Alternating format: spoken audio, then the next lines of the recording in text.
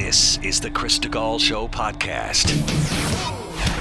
Okay, guys, let's just rip. And Chris Stigall. Chris Stigall. Chris, thanks for being with me tonight. Chris Stigall. I'm joined now by Chris Stigall. Now, he puts the broad in broadband. It's Chris Stigall. The Chris Stigall podcast is presented by usmedicalplan.com. Save big money monthly and get better health coverage at usmedicalplan.com. It's Tuesday, the 21st day of November. Thanks a lot for downloading the Chris Stigall Show podcast. I won't lie to you, feeling a little, I'm glad I quit drinking. I will just tell you that. Had I not quit drinking, I'm not sure I'd be alive to do this show today. It was a late night last night, Monday Night Football, for Chiefs fans licking our wounds, for Birds fans celebrating. Now 9-1. Congratulations to the Philadelphia Eagles. Also coming up on the show today, we'll talk Dansky. Now, this is an interesting conversation. I'm noticing more left-wing women, classically liberal women like Naomi Wolf, are coming out of the woodwork to say they do not like this transgender agenda supplanting them as feminists in the culture. So Kara is president of something called Women's Declaration USA. It is an interesting conversation with a committed Democrat female, a second one that we've had on the show in as many months. And I think you're going to really enjoy the conversation. Steve Moore, our chief economist, will be here. Thanksgiving, the White House is pretending it's cheaper for you this year. But if you compare it to a couple of years ago, it's not even close. Also, we'll talk about the marketplace of free ideas and free speech. The left is trying to bankrupt Elon Musk and Rumble. And, of course, they're fighting back, as we talked about yesterday. We'll get Steve's reaction to that. And speaking of your money, a guy called Rob Collins. He is the founder and CEO of a company called Coign, spelled C-O-I-G-N. C-O-I-G-N. This is a conservative credit card. So if you don't like using credit card companies that you think support an agenda or the ESG score stuff that you hate, if you want to avoid it, Rob Collins has created a credit card just for you. This has no, full disclosure before you even hear this conversation, it has nothing to do with the show. There's no partnership. There's no financial transaction. I don't know Rob at all, so I always like to be completely transparent with you. If you think it sounds like we're pitching something here, Rob is, I'm not. I just thought it was something interesting you'd be interested in. So I hope you'll check it out. I also hope, by the way, you will check out this half-off sale I've got going on at the Hump Society through Friday. It's a steal. I mean, $2.50 a month. That's $30 for the whole year. I can't make it cheaper, and we're only doing it through Friday, Black Friday. So if you want to join, by the way, you people know a good deal. I mean, you just crushed it. The subscriptions yesterday were kind of mind-blowing. The show accountant is furious. I'm continuing this sale through Friday. But if you're flirting with joining the Hump Society for a whole year, I mean, this is basically a commitment through the presidential election next year, $30 for the whole year. You're not going to want to miss this conversation and these insights, and most of all, this audience communicating with one another in the comments section. It's chrisstigall.com. Click on the Hump Society. You're signed up for a whole year if you want for just $30. I hope you'll consider it. I also hope, one last pitch, I hope you will consider the guy that makes this show possible every day, John Ruhlman, who is our title sponsor, the guy that helps you with health insurance if you need help with costs. Maybe you're a senior on a fixed income, and your supplemental health insurance premiums are costing you an arm and a leg. Maybe you're buying insurance for your family out of pocket. I know that can be expensive, particularly people that have special health concerns and needs. Have you called John and shopped this? Fast Eddie, our producer of this show, called John. He's got his family of 3 on a health insurance plan that saved him, he said, roughly $250 a month. Now, that's a bill, I mean, for a lot of people, utility bill or something. So, look, whether it's $250 a month or a friend of mine, a personal friend of mine that now saves $2,000 a month.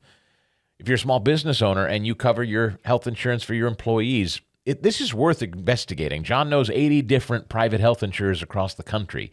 He will shop and compare to get you the absolute best rates, but not cut corners on your coverage. That's a promise. And young people, this is a no-brainer.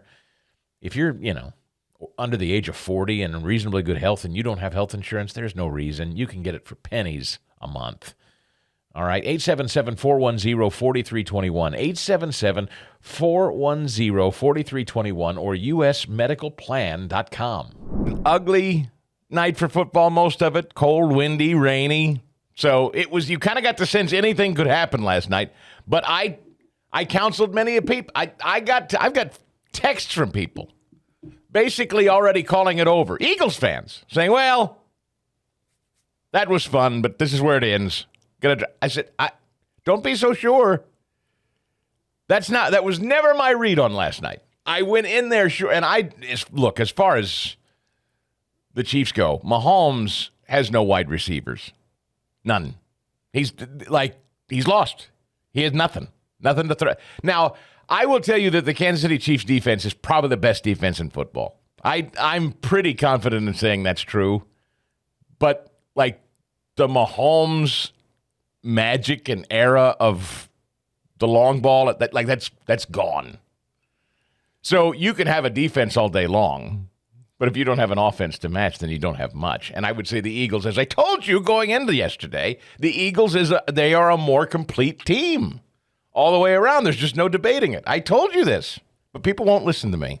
I have a problem. You said it. Ray went by. Ray Didinger went by on paper, and I just didn't. I'm stubborn, I guess is the word. I just can't. I even contradicted the great Ray Didinger and said this would happen. I know.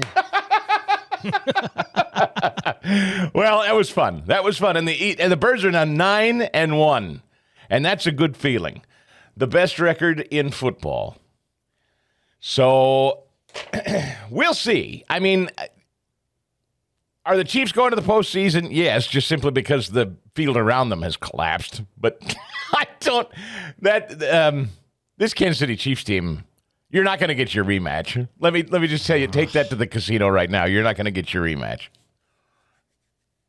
I don't know who's going to make it there for the AFC, but I'd go ahead and take it to the casino. The Kansas City Chiefs will not be back in the Super Bowl.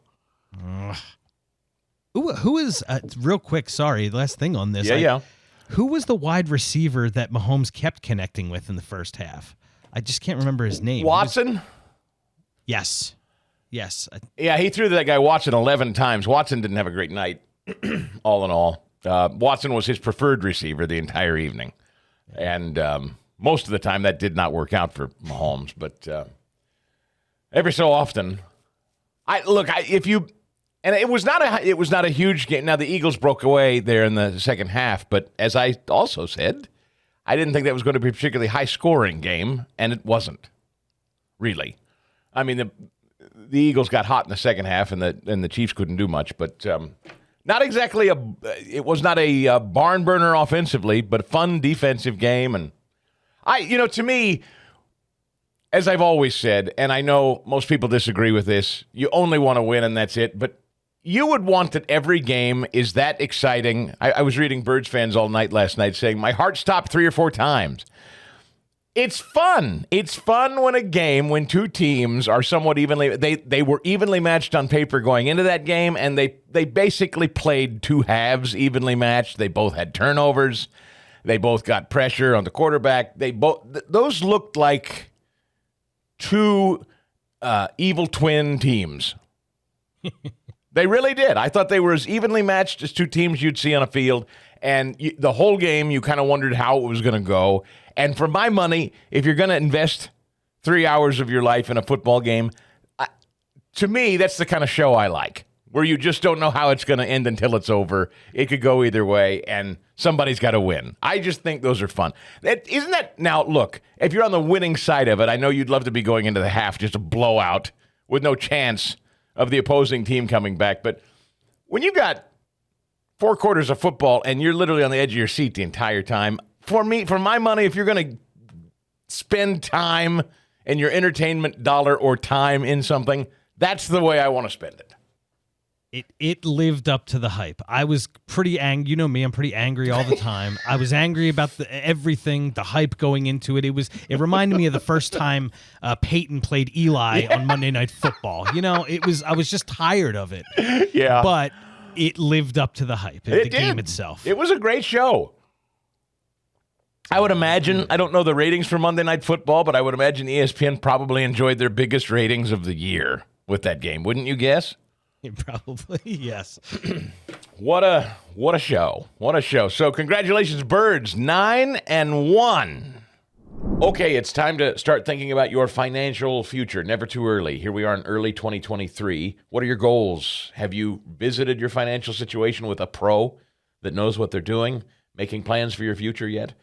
Well, if you haven't, may I recommend Jason Perrett to you. Jason is a financial advisor at Eagle Wealth Planning, and he wanted me to talk with you in this audience. He values this audience. He's a listener of this podcast, and he said, I want to reach your audience. I want to help them plan their financial future, providing financial services to people who want to truly achieve financial independence, and he doesn't care where you are. If you are a accomplished entrepreneur, if you're a professional, a retiree, even if you're a young person and you just want to start the lifelong goal of financial independence and you don't quite know where to get started, Jason can do that for you. He's a fiduciary. He's dedicated to providing clients with complete wealth management and investment services along with highly personalized professional assistance. Jason will regularly revisit your plan, and that's one of the key things about this business is regularly checking in and assessing where things are, making sure you're on track, assessing your risk tolerance, strategies to provide you the high level of service that you would expect from someone in this position. And you can call him anytime you'd like, 816-394-8117. He's extremely available and accessible at all times. 816-394-8117. That's Jason Perrett, financial advisor at Eagle Wealth Planning, 1717 Paddock Drive in Kearney, Missouri. It doesn't matter where you live in the country. If you're listening to my voice and you need some help with financial planning, you want somebody that you know you're going to be on board with, because you listen to this show, Jason's your man, all right? So it's Jason at eaglewealthplanning.com. His website is linked on mine at chrisstigall.com if you'd like to go there and link up. Securities and advisory services offered through Cetera Advisors, LLC, member FINRA SIPC, a broker-dealer and a registered investment advisor. Cetera is under separate ownership from any other named entity. White House claiming Thanksgiving meal prices are down. That's not the whole story this year.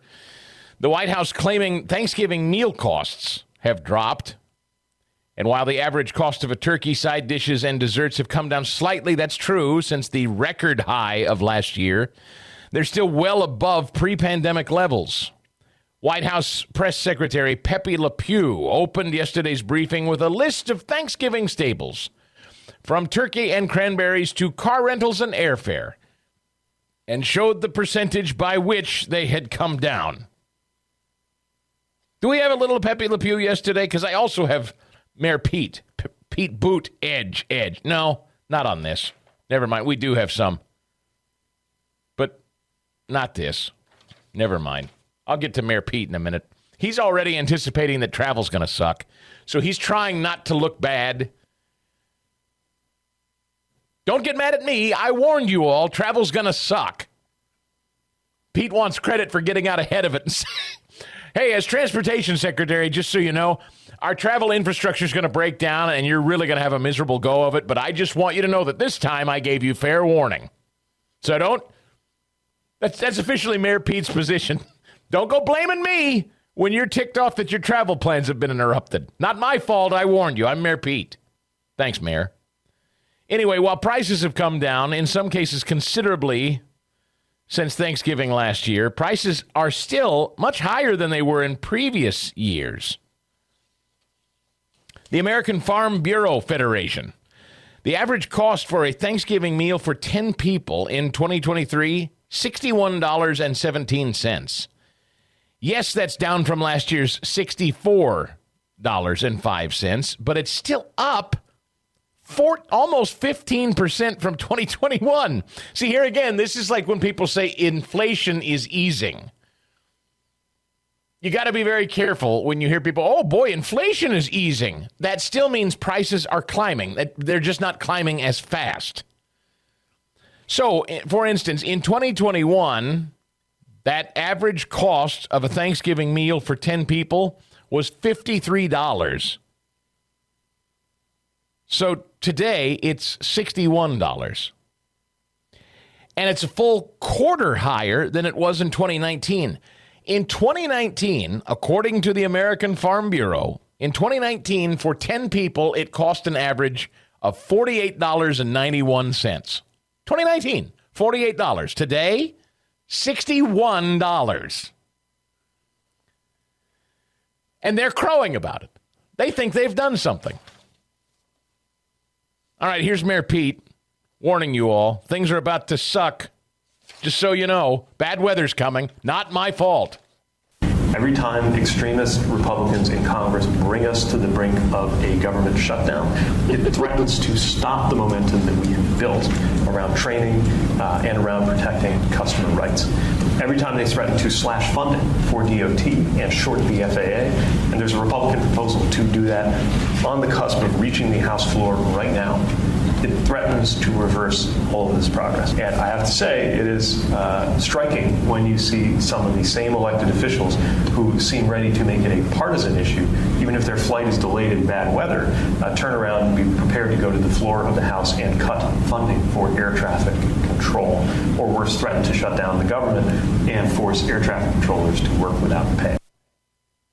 I don't know what he's talking about. So this is Mayor Pete warning you travel's about to suck. And by the way, not only is it not his fault, it's probably Republicans' fault for talking about budget cuts.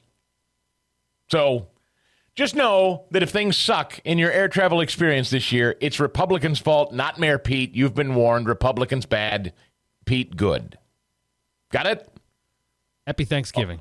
Happy Thanksgiving. Oh, and by the way, prices are down. Well, yeah, but they're like 25% higher than they were 2 years ago. But they're down, and travel's not our fault.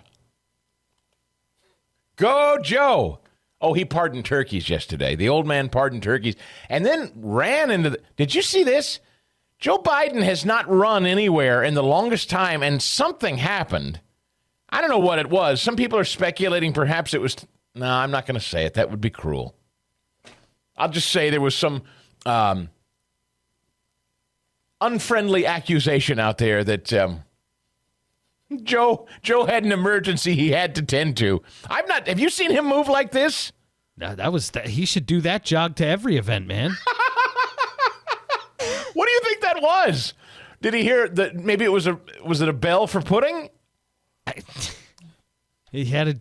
think he may have had his Jerry Nadler moment. That's all. See, you said it. I did not say it. You just sent him the hate mail. I didn't go there. A lot of people wrote it and said it. I did not. I was trying to be a gentleman here. Here's the old man yesterday. Liberty and Bell had to beat some tough odds and competition. They had to work hard to show patience and be willing to travel over 1,000 miles. You could say even this harder than getting a ticket to the Renaissance tour or Brittany's tour. She's down in, it's kind of warm in Brazil right now. Did he just say Brittany? Is that what he just said? Yeah. Did he say, seriously, did he just say Brittany's tour? Mm-hmm. Of course, he means Taylor's tour. He's talking about Taylor Swift, isn't he? Yeah. She's in Brazil right now. And it's not called It's not the Renaissance tour. It's the Renaissance Fair, which is an entirely different thing. Her tour is called the Eras Tour, and it's in Brazil, and that's Taylor Swift, not Britney Spears. Now, Britney Spears has do you suppose maybe he's reading Britney Spears' new memoir? The Woman in Me, or whatever it's called? That just came out. Maybe it's that, Fast Eddie. Maybe he's a voracious reader of Britney's work. I could totally see him reading that book. Couldn't I? Absolutely. It's full of drugs and booze and abuse. Yeah, hell, that's like a Biden family Christmas, that book, I'm sure. Hey, I like this. This is familiar stuff. I feel like I'm at home. Kids, gather around. Grandpa's going to read you a real true story. It's called The Woman in Me, Chapter 3. I got to hear that again.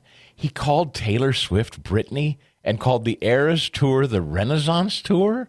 Oh, one more time, please. That's lovely. Now, just to get here, Liberty and Bell had to beat some tough odds and competition. They had to work hard to show patience and be willing to travel over 1,000 miles. You could say even this harder than getting a ticket to the Renaissance tour or Brittany's tour. She's down in, it's kind of warm in Brazil right now. I don't. Even if you want to ride along for all of it, what does it being warm in Brazil have to do with the turkeys, Fast Eddie?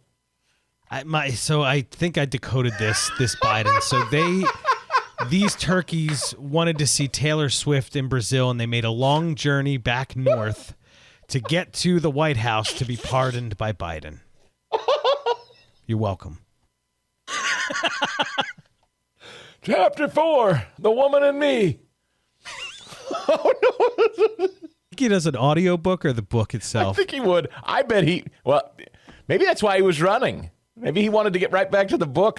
So after this was over, if you didn't see this, not kidding, and folks, when I say he ran, knowing his gait, his stiff, weird, awkward, careful gait, and he's constantly falling and he doesn't know where he's walking and everything's very cautious.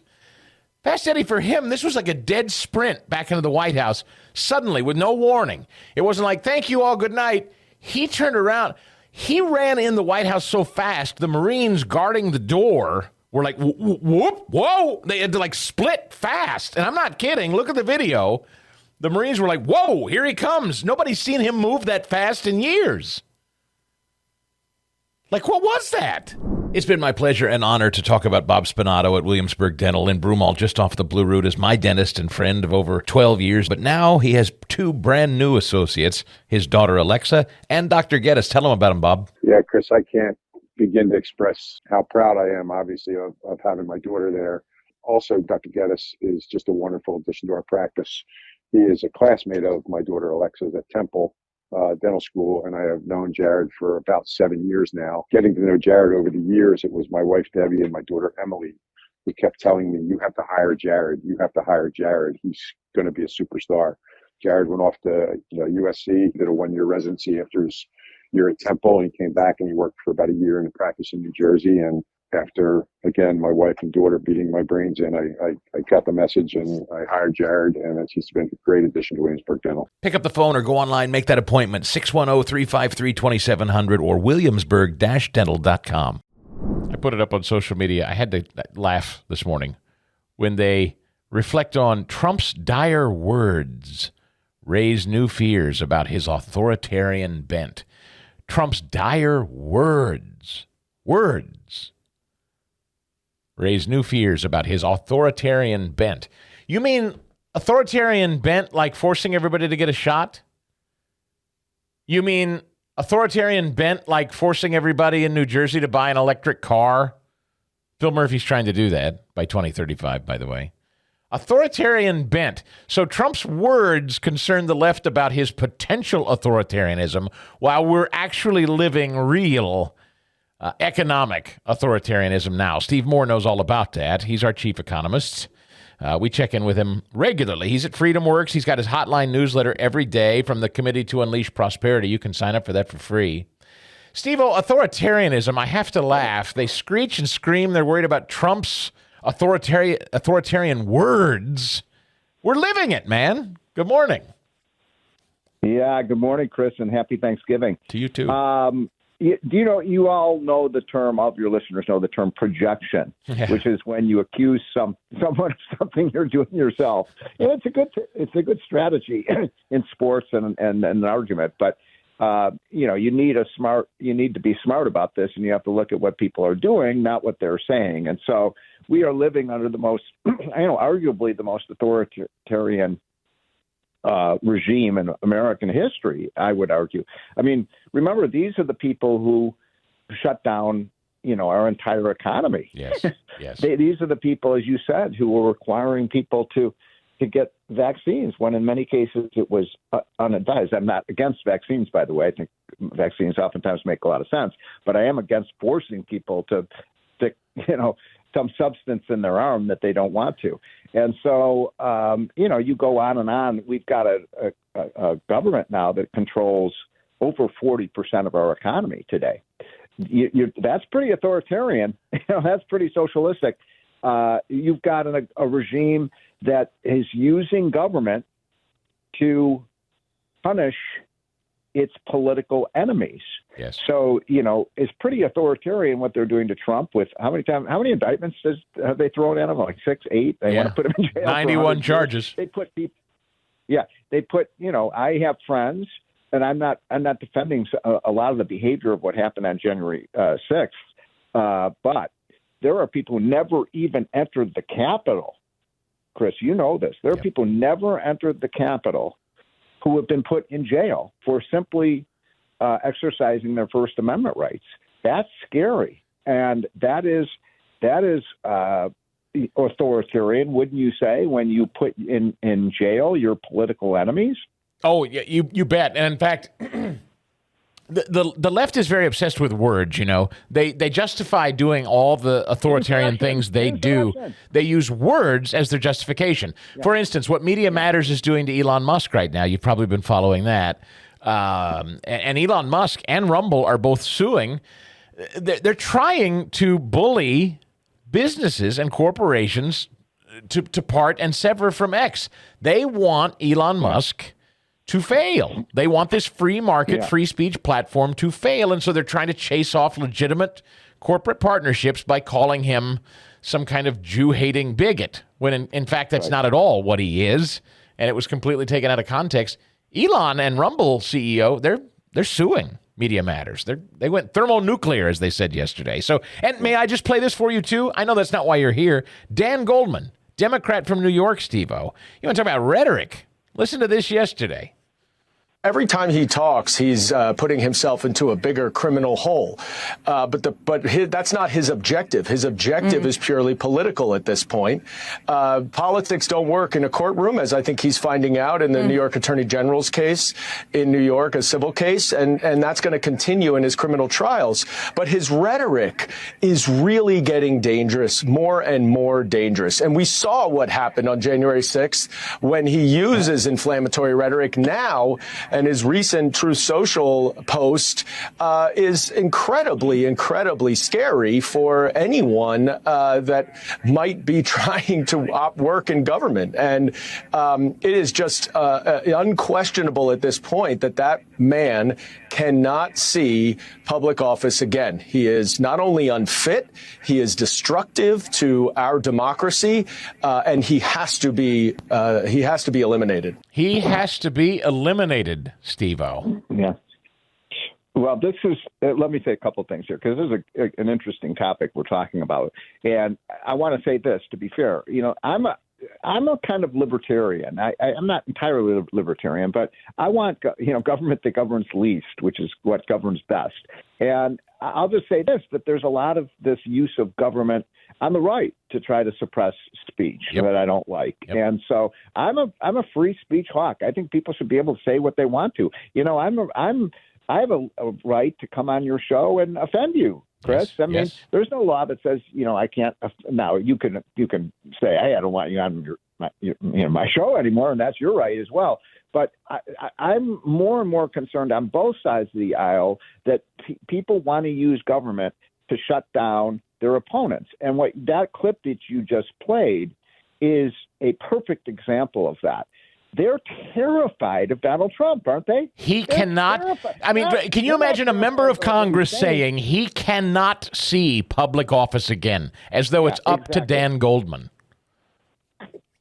And by the way, if he's such a threat, and look, sometimes Trump says something that make me shudder, and I'm a friend of his and I support him. So, but the point is that why not let voters decide what they think of Donald Trump? And maybe he'll win, maybe he won't. But this idea, well, we're going to just shut him down. We're going to put him in jail for 500 years so we never see. And then, when he dies, we're going to pour salt on the soil so he never comes back. I mean, have you ever seen any obsession like this before? I haven't. Never. It's anti-Trump derangement syndrome. And yet the thing they know is the old man that they're going to try to run again, I guess. Polls show black voters are moving away from him. Democrats, here's a headline from The Hill. Democrats urge Biden to revamp campaign's economic message. Biden hasn't been able to break through to voters with his top message that the economy is better, Steve. Yeah. And that was when you played that clip by that congressman saying, well, Trump is unfit for office Right. Why don't you look in the mirror? I mean, I'm concerned, even though it's not just that I don't agree with Biden's agenda. I mean, can you imagine him being in the office for 4 more years? I mean, seriously, folks, even if you're a Democrat, do you really think Joe Biden could do the job for 4 more years? I'm going to be surprised if he makes it through the next year. So, these are very, very polarizing times, no question about it. And it's during times like this that we need to defend our constitutional rights, our First Amendment rights. And everybody wants to shut up people that they don't agree with. And that's not America. The average cost for a Thanksgiving meal for 10 people in 2019, Steve-O, was $48.91. So that's a meal for 10 in 2019 Thanksgiving, $48.91. Today, $61.19. Well, first of all, I'm surprised you could possibly feed 10 people for $61. Well, that's right. I mean, where are you going, to the soup kitchen to get that meal? I thought you were going to say $161. I mean, you get a turkey, you get all the fixins, you get the cake, you get the blah, blah, blah.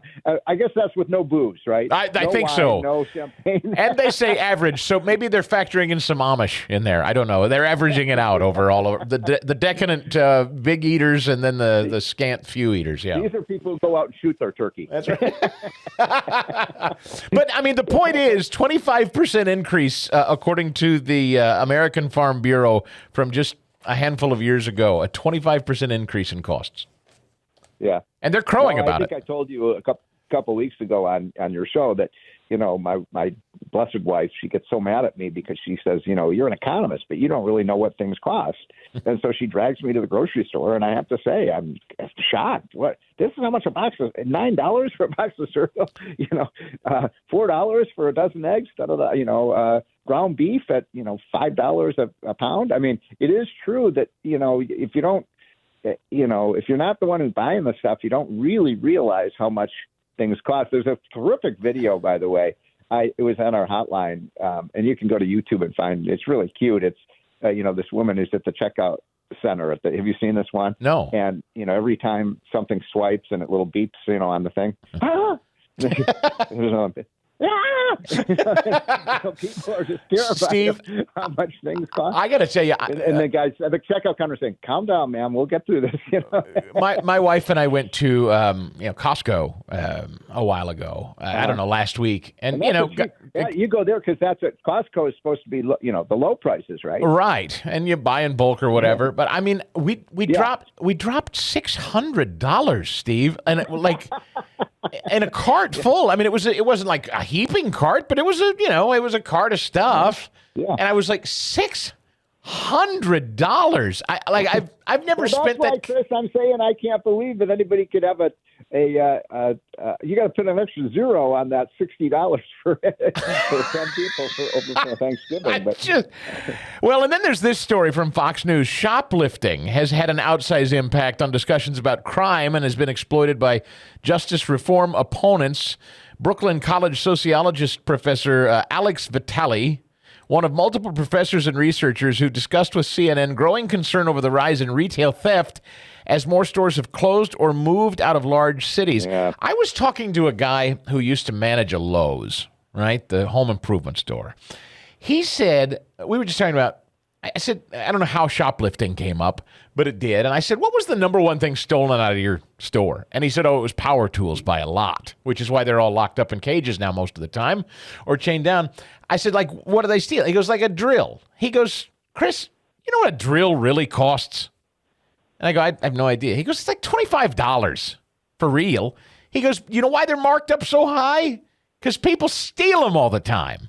I mean, this is a real problem economically. And it's getting worse. Yeah. Wait, did you say a drill? A drill. Yeah, like a cord, like an automatic drill, cordless drill, battery-powered drill. People are stealing those. Stealing them, yeah. Well, I mean, this is a tax, by the way. I was just on Fox News talking about this last night, and they were saying, well, what's the impact of all this theft? Well, this is you've got mayors like Brandon Johnson, who's the Marxist mayor of Chicago, saying, well, we're not going to prosecute shoplifters, because, shoplifting is really just a reflection of income inequality and how unfair our society is and blah, blah, blah, all this blather. And so, who do you think are the real victims of when somebody goes in and steals, $60 worth of merchandise? And by the way, they're not even prosecuting shoplifting in a lot of major cities. I don't know about Philadelphia, but many cities, okay, if you're stealing anything less than $50, we're going to give you a pass here. So people are just, taking candy bars and taking, merchandise off the shelves and just walking out and not paying for it. Well, two things happen as a consequence of that. Number one, if you're a retailer, your margins are maybe 3 or 4%. On the merchandise. So if you get someone who steals $100, you've got to make $600 of sales just to make up, for the profits you lose there. And so, number one, guess what's happening? The stores are leaving the inner cities. Yes. Right? They're just leaving. We can't do business anymore. Target's leaving. The grocery stores are leaving. The Walmarts are leaving. And so that doesn't help people living in inner cities. Now they don't have any stores to buy food and merchandise from. And the second thing that happens is for the ones that do stay, what do you think they have to do to their prices, Chris? Yeah, raise them by a lot. To my friend's point that managed the Lowe's, a drill shouldn't cost you over $100, but it does. But then here's the other thing, Chris, that this is so hypocritical left. For the last 30 years, they've been saying, the inner cities are food deserts. Have you heard that term before? Food desert. Yes. Guess why there aren't any, grocery stores left in these cities? Guess why they're food deserts? Because you won't enforce the law.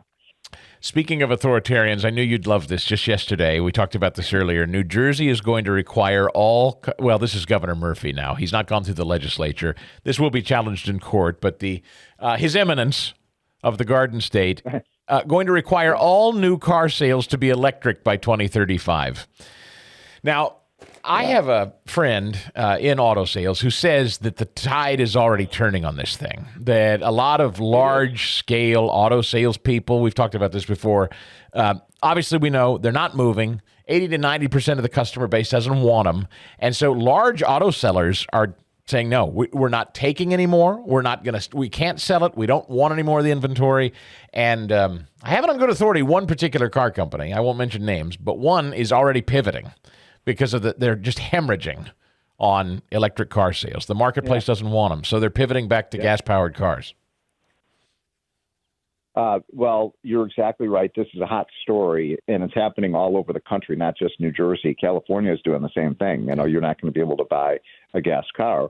Well, as you just said, every poll shows, not just polls, but what people are actually buying when they go to the dealerships is they want gas cars. Now, and by the way, I'm not against electric vehicles. I think they're fine cars. I've driven Teslas. I love them. They're really cool to drive, but they're not really practical if you're taking long trips. You have to, every couple of hours, you have to pull over and spend an hour in line and then an hour waiting to charge up your battery. But look, I'm for choice.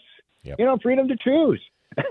And so this idea the government's going to tell you what kind of car, and you know what, the left has really stepped in one on this one, because they don't understand that for the last 100 years, Americans have had a love affair with their cars. Yep. And damn it, they're not like Uncle Sam or Murphy, they're not going to tell me what kind of car I can buy. And so you go to the dealerships around the country. I just gave a speech about a week and a half ago to the Auto Dealers Association, the biggest dealers around the country. Every one of them came up to me and said, Steve, my lots are full of electric vehicles. I can't sell them. People come in, we're the gas cars. We have 4 of those, but we have 500 electric vehicles.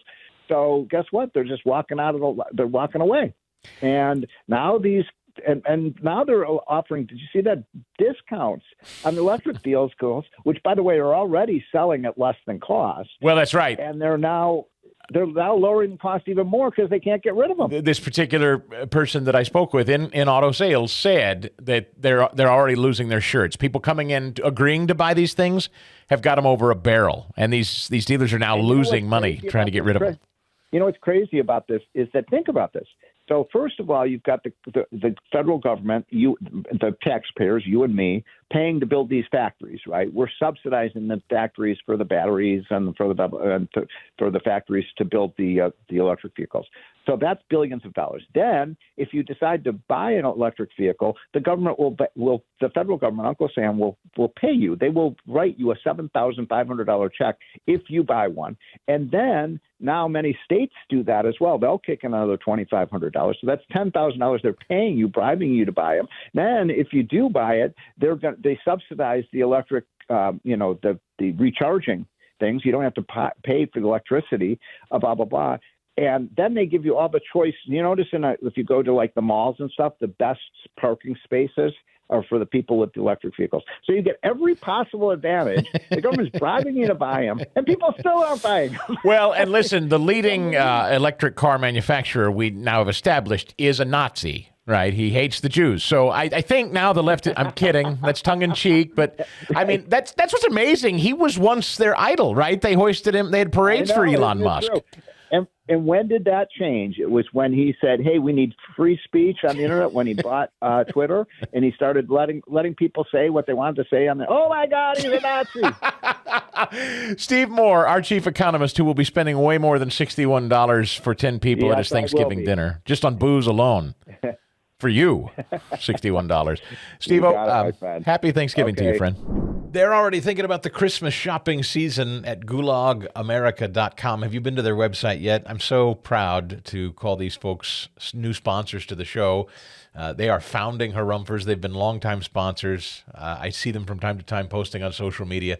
They want to invite you to come into their store, gulagamerica.com, a great stop for patriots and conservatives this holiday season. Gulagamerica.com now extending an offer to you if you're a listener of this show. They're going to give you 20% off your entire order between now and Christmas. They're kicking off the Christmas season early. Between now and Christmas, you'll save 20% on all your shopping if you use my promo code Chris20.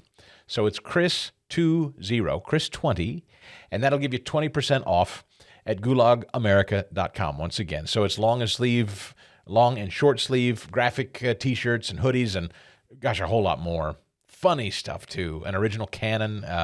They have an F-15 shirt. You know, the Husk says, you're going to need an F-15 if you're going to take me on. Well, they have that shirt. Or my pronouns. I was just reading this. They have my pronouns are 9mm, 45 ACP, and 50 cal. Or my pronouns are Whiskey Tango Foxtrot. It's fantastic. They're funny. They've got a great sense of humor, a great edge, and now a great deal. 20% off all this hilarious, patriotic-themed wear, witty, irreverent stuff. Gulagamerica.com. Go to their website today. Do a little shopping. I hope you will, and take advantage of that 20% off with Chris20 as your promo code. As they say, Gulag America is not our wish, but it is our warning. Check them out. Merry Christmas early from gulagamerica.com. I am so thrilled to read a book on a subject that it's been driving me nuts, but as a white Christian American guy, I'm not allowed to say it. I mean, I've said it anyway, but I'm not allowed to say it. But Kara Dansky is. She's the president of Women's Declaration USA, which I want to talk about in a minute. But there's a new book out she's written called The Reckoning, How the Democrats and the Left Betrayed Women and Girls. Yes, yes, yes, for 1,000 reasons, yes, and we're here to talk about it today, Kara. Thank you for your time. Thank you for writing the book. I think this is so important. Hi, thanks so much for having me. Oh, I think it goes without saying now we're pretty well steeped in this discussion of biological males becoming, air quote, becoming girls and competing against girls and women. More recently, though, and I don't know if this is included in your book, but I would include it, I find leftists marching for pro-Islamist groups like Hamas really amazing, because it is the ladies who would be grievously subjugated if ever that kind of mentality, that kind of theocracy were to take root here. So that is not included in my book because it's not really part of the topic, and also because it went to press or went to publication before October 7th. Of course. But I'm gravely concerned about the status of women and girls throughout the Middle East, including in Israel, including in Palestine, including in countries all around the Middle East. I'm very happy to stand with women and girls in all countries, across race, across ethnicity, across religious heritage. Yes, I'm very happy to stand with women and girls. To your original point, this is a incredibly important topic that is not being talked about enough in our country. I can tell you that I hear from rank and file Democrats all the time who are furious at the Democratic Party about what they're doing on the topic of, quote, gender identity. Yeah, just yesterday, literally, or I should say 2 days ago on Sunday, my preacher preached about this from the pulpit. That he talked about Title IX and how nobly and worthy the discussion was and the fight was for women's equality in competitive sports, and the madness that today we're having this discussion like it's normal that biological males should be allowed to compete. It's really absurd, actually, on its face. And there are a few women, by the way. There are a few, not a lot, but a few notable competitive athletes that have stepped forward to say, no dice.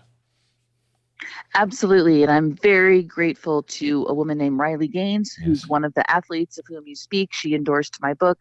Riley's one of the brave athletes who is speaking up and saying no. And you're absolutely right to call this absolutely absurd. We are actually having a conversation in society today about whether some men are women. And that is an absurd thing. And one thing that I want to get across to your listeners is that if listeners are thinking that this is absurd, you're absolutely right. You are not the crazy one. Society and all of our institutions, literally every institution, all of our nonprofit institutions, our businesses, our government institutions are trying to tell everyone that it's possible for some men to be women. And they're trying to make you think that's true. It's not true. Don't worry. You're not the crazy one here.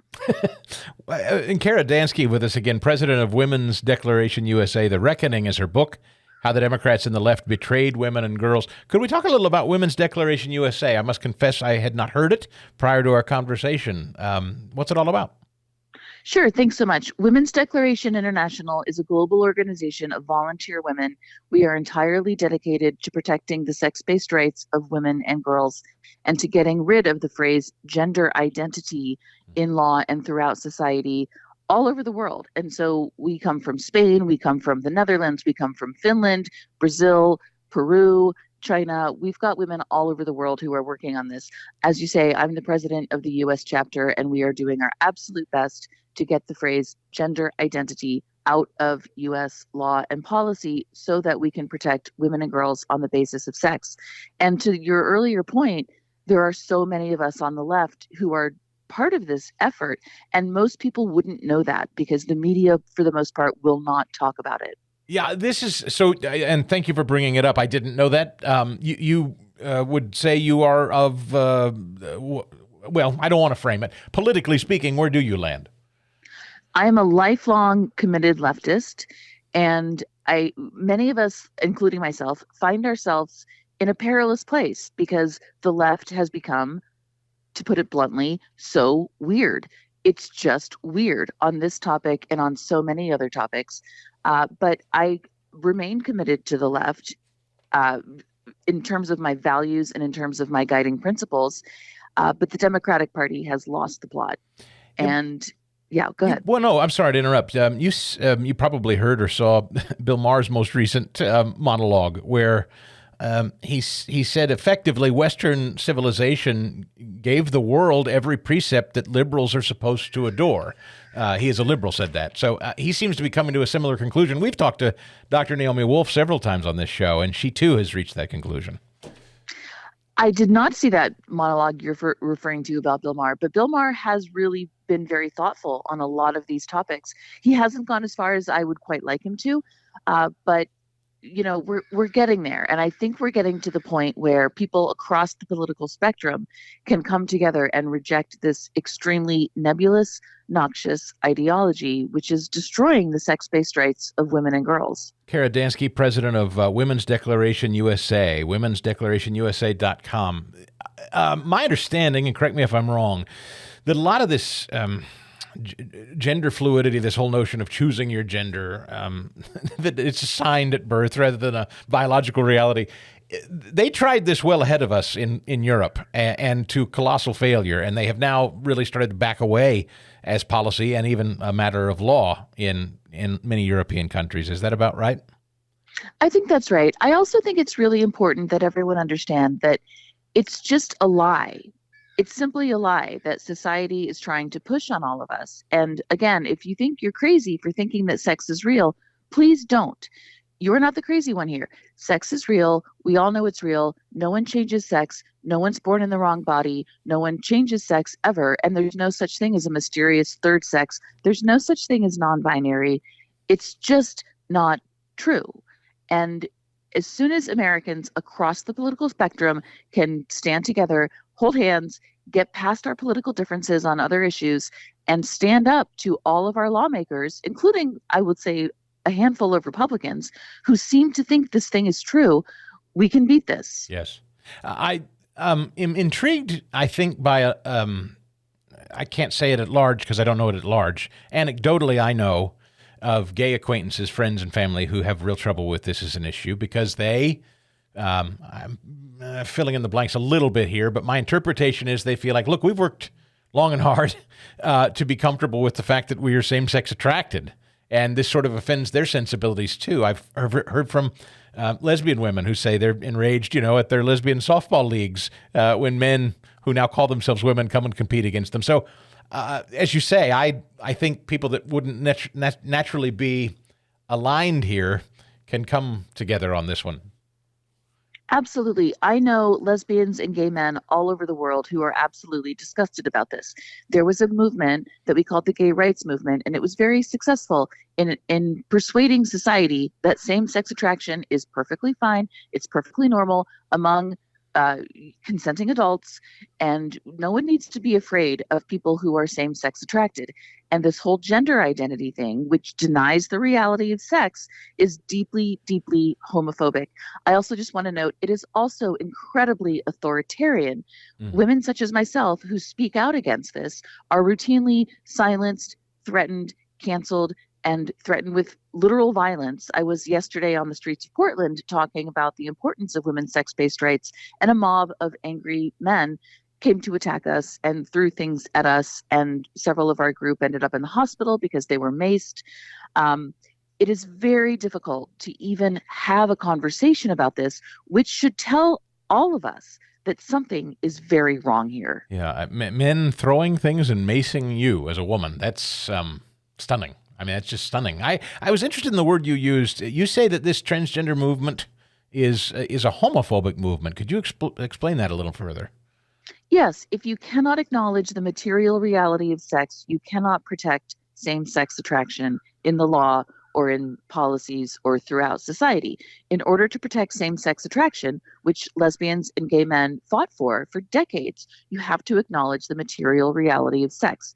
And the whole concept of, quote, transgender, or the whole concept of, quote, gender identity denies the material reality of sex, and in that way is very homophobic. I know many lesbians and gay men who say that the entire concept of, quote, transgender is transing the gay away. It's the new conversion therapy. It's no different from the homophobia of the 1950s. I talked with a guy. This is a fascinating thing you say. I talked with a guy who was the, I think they called it Gays Against Grooming is the name of the group, I think.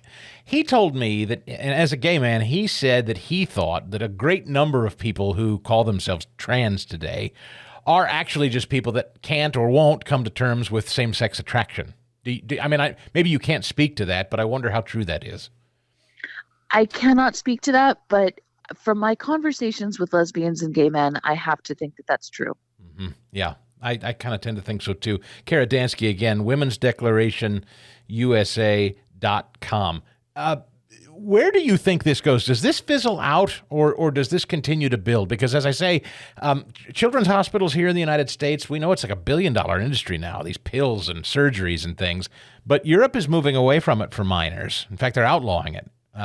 Will we get there here? Seems like we're just starting to embrace it culturally here.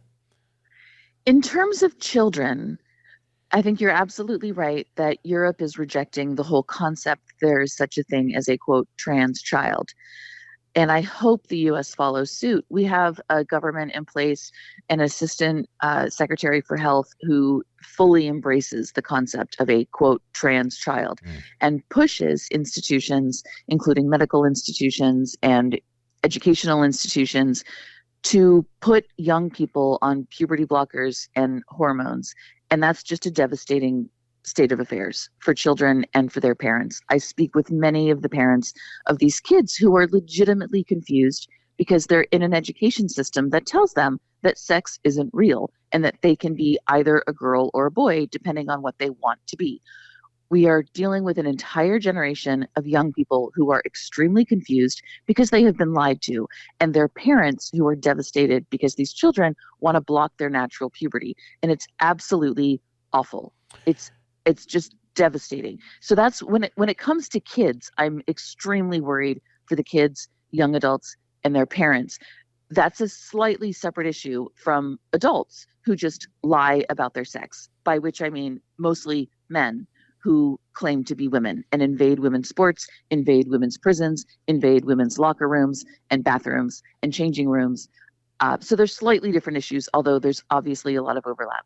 Yeah, and as a registered lifelong Democrat yourself, and I know many, of course, in my family and that are friends, I don't see this as broadly accepted amongst what I would call just my normal family and friends over a Thanksgiving table, for instance. It's out of nowhere. You speak of Rachel Levine, who we're pretty familiar with in Pennsylvania in particular. This person came out of nowhere as an appointee by the then Governor Tom Wolf, and then was elevated during COVID all the way to Washington. I mean, this person out of nowhere who was as a grown man, quote, transitioned to be a woman. This grown man had children, I think 3 children, if memory serves, and is now sort of the voice for this movement in just the last couple of years. Like, Kara, it just feels like this kind of fire hydrant of madness came at us out of nowhere. It does feel like that. I understand that. It has not actually come out of nowhere. It's been going on for a very long time. It just wasn't in the public eye. And with Richard Levine, it was sort of forced into the public eye. And I'm extremely frustrated at my own party. As you say, I am a lifelong Democrat. I'm extremely frustrated at my own party for pushing this issue. I'm also, I will say, frustrated at Republicans because during the confirmation hearings in 2021, when Richard Levine, Richard, was being confirmed for his appointment, not a single member of Congress, Senate, who was, voting to confirm him, not a single member of the United States Senate even questioned. Great point. Whether this man should be considered to be a woman. They were terrified. They were terrified of being pilloried as bigots, right? They're very. This movement's very good, as you just pointed out. You were physically assaulted for it. Anyone who questions it's a bigot, and Republicans certainly don't need help with that brand. So they figured, I don't want to touch it, right? Okay, fair enough. But you know what, members of the United States Senate, I will talk about it, and I will get pummeled with pies and with mace. And, why are the members of the United States Senate afraid to talk about it when ordinary women like myself and many other women are talking about it in the streets and putting ourselves at grave risk? We are risking our lives to talk about it. Yes. So hello, Republican members of the United States Senate, you can spare a few words to ask whether Richard Levine is in fact a woman, because he's not. So let's talk about it. Yeah, you'll get no argument from me. Believe me, I won't defend it. I agree with you completely, and we complained about it at the time. People like Adele, famous women like Adele, or J.K. Rowling, as we famously heard. I know Adele won some sort of Woman of the Year award that they had changed in Europe to Person of the Year, and she very specifically stood up and said, no, I'm not accepting this as a person. Being a woman matters, and me winning this as a woman matters, and I'm going to continue to say woman. And she got really pilloried for that. And of course, we know about J.K. Rowling, who's not backing off. How important are these pop culture figures, women in particular, to stand up? I think they're terribly important. And I want to know, where's Tina Fey? Where's Meryl Streep? Where's Queen Latifah? Where are the American J.K. Rowlings? Where are they? Why are they not speaking up for women and girls? I'll keep doing it, but I'm not famous. So, if I have to die on this hill, I will. I don't particularly want to. I'd like to live out a long life. But if I have to die on this hill, I will do it. But I would really like for the women who are uncancelable, who have large platforms, to take a stand for women and girls. Honest question, and I'll leave you with this, Kara Dansky, president of Women's Declaration USA. Are women, American women, who may be inclined to vote specifically for Democrats, are they intimidated to speak out about this? And maybe all women. Maybe I shouldn't say Democrats. Maybe it's all women. Are women uniquely intimidated to speak up about this for some reason? Yes, absolutely, because we lose our jobs. We're canceled from our social circles. And you're right to say it's not only Democrats. It's mostly Democrats, but it includes Republicans. Sure. And I know you need to go, so I'll just leave you with a little anecdote. I once met with a group of Republican women. I was invited to meet with them, and I was happy to do so. And they wanted to know, Kara, how are we going to deal with the topic of trans athletes in women's sports? And I said, okay, fine, we can talk about that. It's a good issue. But what do you mean by trans athletes? Do you mean men and boys? And this group of Republican women was stunned and said, wait, we're allowed to say that? And I just said, who's allowed? Who makes these rules? Yeah. Allowed. If you mean men and boys, just say men and boys. It's fine. We can all do this. We really can. Yeah, the madness has made for strange bedfellows, hasn't it? I think Sure. it's just, it has. I mean, people that would probably never have associated with one another even 5 years ago now find soft alliances, I think, with one another. So I'm grateful you wrote this. I think it's one of the most important things going right now. The Reckoning, How the Democrats and the Left Betrayed Women and Girls. Kara Dansky, also womensdeclarationusa.com. If that particular organization, Kara, is of interest, what can people do there, or women in particular? Can they join, or how does that work? Yeah, so there's a document called the Declaration on Women's Sex-Based Rights. It's a global declaration that's been signed by over 30,000 people all over the world. Women can sign it, men can sign it, anyone can sign it. If you agree with it, read it, check it out. If you agree with the principles, sign the declaration. And then if you're American and if you're a woman, go to womensdeclarationusa.com. There's a volunteer application. We would love for you to join us. That part is for women only, and we're holding the line on that. Amen. Kara, thanks for telling the truth. We appreciate you, and I hope you'll come back. You know the jingle, right? For the best night's sleep in the whole wide world, visit MyPillow.com. It's true. It really is the best night's sleep in the whole wide world. I've been sleeping on MyPillow 2.0 for the last few weeks, and it is so comfortable. Can I be honest? I didn't really buy the whole Mike Lindell patented adjustable fill thing. I didn't know what that meant, adjustable fill. I was like, yeah, sure. The pillow's going to go flat. It doesn't go flat. You know how you buy a pillow at the store and you're like, oh, that's nice, and you sleep on it for a couple of days? I got a big, fat, heavy head. And all it takes is a couple of weeks, maybe a couple of nights where I get a little warm, and all of a sudden that pillow just... And a couple of weeks, my neck has cricked, and it's miserable. I've never had luck with pillows. Well, I tell you, this fill that MyPillow talks about and Mike talks about, it is adjustable, and it constantly stays. You adjust it at night, and your head is like even. It's not like cranked down. It's like I haven't laid on a pillow night after night for weeks that keeps my head even with my shoulders, but this pillow does. And now, because it's MyPillow 2.0, you say what makes it more special? Well, they've got a new fabric that dissipates heat and humidity on top of that. So it stays cool all night long. There is no flipping to the cool side of the pillow. The pillow stays cool. So it's that firmness and adjustability that you like, and it's also now cool to the touch. The fabric is soft. It's great. Couple that with the Giza Dream Sheets, the MyPillow body pillow. I feel like I'm sleeping on a cloud every night. I really have slept like a baby lately. Christine loves her MyPillow slippers. I sent my entire Chris Stigall Show team MyPillow travel pillows. Got a dog bed for Eddie and his dog. Dean, my dog, sleeps on a MyPillow dog bed. One of my associate producers is loving his Giza Dream Sheets and the slippers. Look, if you want really high-quality stuff, is it the cheapest? No. I'll just be honest with you. I know some people say, oh, it's expensive. Well, look, it's made in America. It has a 60-day money-back guarantee. It has a 10-year warranty on every single product Mike sells. So it's well made, and he stands behind it. So look, that comes, with a bit of a cost associated with it. That's true. You want something cheap and Chinese? Fine. Now, you're not going to find that at MyPillow. But if you want a really great discount on that, go to MyPillow.com and use my name, Chris Podcast. If you type in Chris Podcast, it lets them know you listen, and I appreciate it.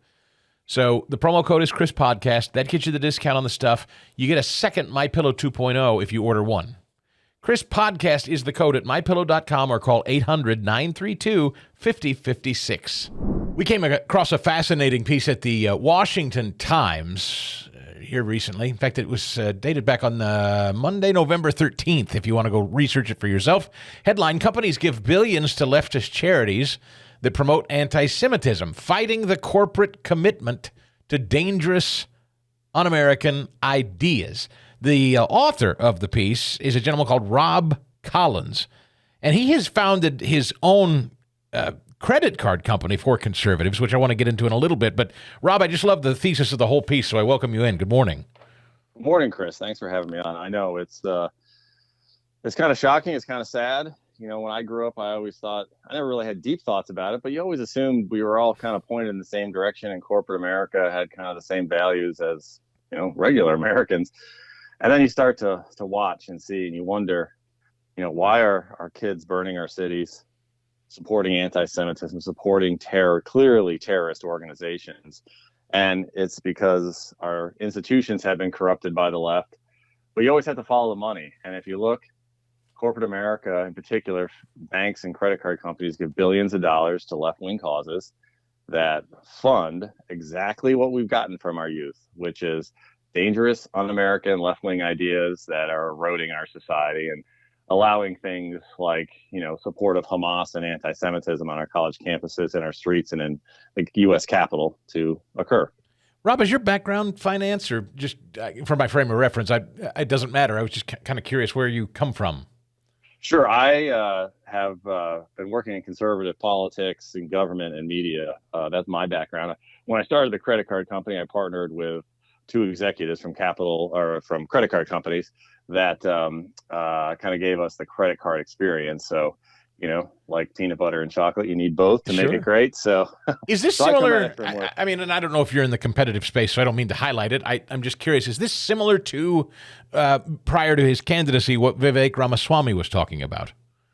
Well, Vivek had a really interesting idea, but it was an index fund. So you could invest, and his idea was, we're going to invest in companies and get enough shares that we could, you know, have an impact on how the corporate conducts itself through voting. So you could actually have the, you know, shareholder voting. Got it.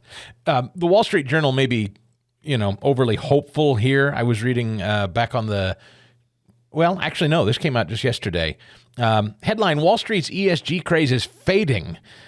Wall Street rushed to embrace sustainable investing just a few years ago. Now it's quietly closing funds or scrubbing their names after disappointing returns have investors cashing out billions. They cite things like the Hartford funds inserted sustainable into the name of their core bond product, subsequently saw investors pour $100 million into it, but after missing its own performance targets last year, Hartford switching gears again. And this piece goes on.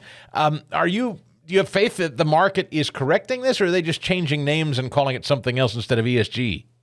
Oh, they're going to change the name. Yeah. I mean, their stated and actual goal is to conform with European standards and, you know, put this kind of, whether it's CRT, DEI, ESG, you know, whenever you see the acronyms coming out of an executive's mouth, it's code for, I went to an elite university. I don't share your ideals, but I'm going to try to trick you into, you know, getting my way. And that's what we've seen from corporate America. Yeah, Rob, do you think the anti-Semitism we've seen, all this Palestinian chanting in the streets, it's interesting that you're hearing a lot of law firms and CEOs saying, I don't know who those people are, but I want to find out because I never want to hire them in my company.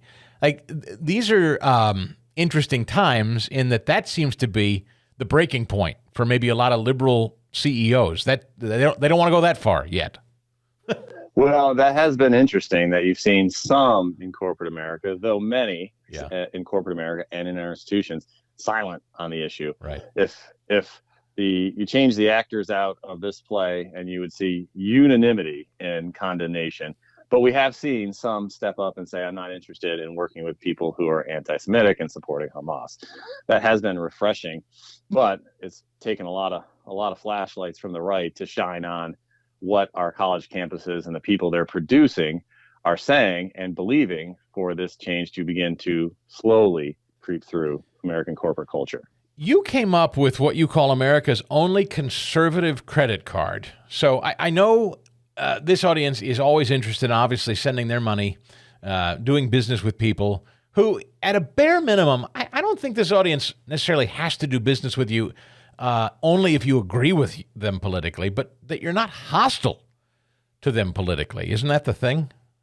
Exactly. I mean, did a bunch of market research before we launched. I studied this, and what conservatives are saying is, I want a high quality product that is seamless to my life. I'm too busy to take an extra step.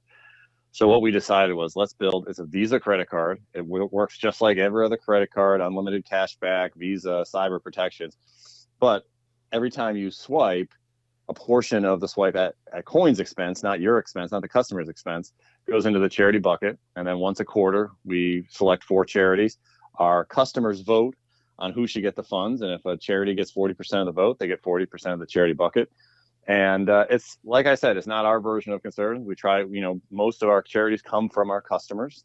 They recommend charities. And, all we're trying to do is find charities that are solving America's problems through a conservative lens, a non-government lens. And the response has been great. People really love the card. Our number one source of customers is either recommend to a friend or family members. So, people are really into it. They really like the service. They really like the product. And they feel like our customers aren't interested in tearing the left or owning the left. They just want to build up what they believe in. And sure. when you have a credit card, I mean, we'll give more money to conservative charities in our first year of operation than the big 3 credit cards will give to conservative charities combined. That's just a fact. Their contributions are public. You can see where they put their money. And so it's not like they give billions to the left and billions to the right. They give billions to the left. They do a lot in the middle. We'll give them credit for that. Veterans, charities, Salvation Army, things like that. But nothing to the right. And so that's the niche we're trying to fill. And it's been really popular. We have customers in every state. We're growing every day. The card is called Coign, right? Spelled Coign. There's a G in there. Yeah, exactly. Yeah, Coign with a G. And Rob is the CEO, Rob Collins, CEO and founder of Coign. You can follow him on X too at Rob_Coign. So if this is interesting to people and they want to, you apply for it, I assume, just like any other credit card. Yeah, you can go to our website. It's coign.com, and the application is live. You just put in some basic information that you would for any credit card. And in 7 to 10 days, you'll be spending right and knowing every time you're swiping. Even if the kids want to get Ben & Jerry's or some other organization that doesn't align with your beliefs, you can at least know you're helping out and supporting great conservative causes. And like I said, our people love it, and they love the customer service and the experience, but also they love that their commerce is being used for things that they like, that their commerce is being used to support things that they believe in and that believe in that. Now, may I ask, just because I'm curious, I'm sure as a business, as a credit card company, you do have to take into consideration people's credit worthiness and limits, and I'm sure you can't be a deadbeat and get a Coign card, right? Exactly. I mean, right now we have pretty strict standards. Obviously, a lot of the big banks weren't super interested in working with us. Yeah. So, we're growing. We're small, but applications are open, and we ask you a few credit questions just to make sure it's a good fit for both sides. And we're just like every other credit card. We extend you credit, you get to pay for things, and then you pay us back. So, when the bankers look at our customers and how they're performing, they'll tell us this is the best, because basically they say, wow, these conservatives really pay their bills. Do you think, Rob, between things like this, what you just mentioned with Vivek, you have some treasurers that are trying to pull state taxpayer funds out of these investment. Do you think the market will course correct and get away from this political stuff, or is it just so big? Are the big funds so big they don't really have to sweat it? They're so big and they have so much control. And so, Black Lives Matter raised $122 million from corporate America. They're a discredited organization where a lot of the money has gone missing. They're a Marxist organization. And so now everyone's saying, oh, we're not going to give to them. But there'll be the next one. There'll be another one that'll come along. And they can pool resources so fast that I'm not sure the market ever corrects, because, our universities are producing, solidly liberal, very liberal executives. And they'll continue to think, they're making America better. I mean, look at Bud Light. They're still baffled. I mean, if you look at they're still baffled what happened, because when they sit around the table, they all voted for the same candidate for president. They all, they have a very similar worldview. And so, they're the type of people who make these decisions and then turn and say, why didn't this work? And they have no clue. They have no understanding of the American people because, they're so far out of touch. But they control billions of dollars of commerce and, can basically get away with anything. Yes. Rob, the Coign card, if you'd like to apply for, you say it's Coign. Coign, is it coign.com, did you say? Yeah, you got it. Yeah, coign.com. Coign.com is the website. And the piece you wrote in the Washington Times here recently, companies give billions to leftist charities that promote anti-Semitism, fighting the corporate commitment to dangerous un-American ideals. I talk to people all the time who ask, what can I do?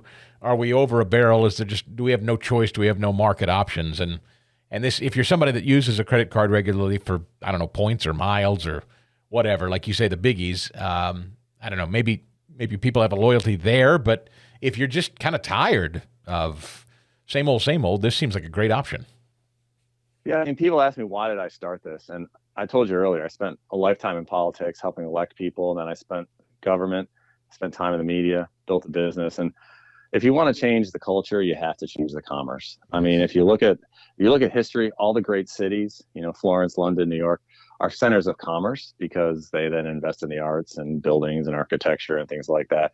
So that's kind of how my brain started to work. And I read a book by the founder of Whole Foods, and it was all about how you can change a market and you can change taste, you can change habits, but you have to get it at the source. And the source is always the commerce.